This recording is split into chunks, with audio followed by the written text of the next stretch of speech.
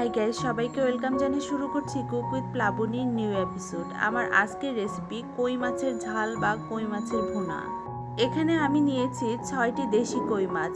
হলুদ, লবণ ও লেবুর রস মাখিয়ে মাছগুলোকে ভেজে নিয়েছি। এবার রান্নাটা শুরু করব।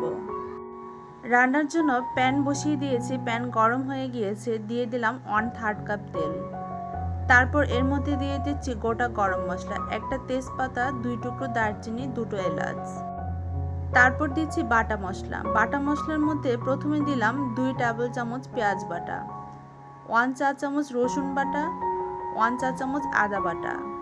এখন একে একে অ্যাড করে দিচ্ছি গুঁড়া মশলা। প্রথমে দিলাম 1 টিস্পুন হলুদ গুঁড়া আর মরিচ গুঁড়া দিলাম 1 টিস্পুনের একটু বেশি, 1 টিস্পুন জিরা গুঁড়া, 1 টিস্পুন ধনিয়া গুঁড়া।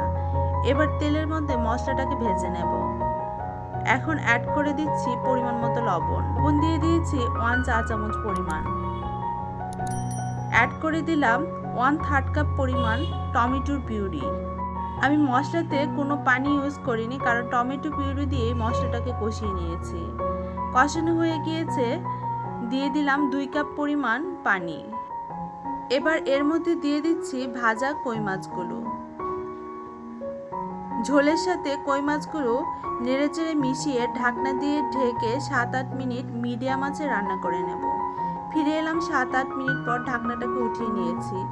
দিয়ে দিলাম 4-5টি চেরা কাঁচামরিচ। আবারও ঢাকনা দিয়ে ঢেকে আরও 4-5 মিনিট রান্না করে নেব। 4-5 মিনিট পর ঝোলটাও শুকিয়ে এসছে, সেই সাথে আমার রান্নাও কমপ্লিট। এবার আমি এটাকে একটা সার্ভিং প্লেটে সার্ভ করে নেব।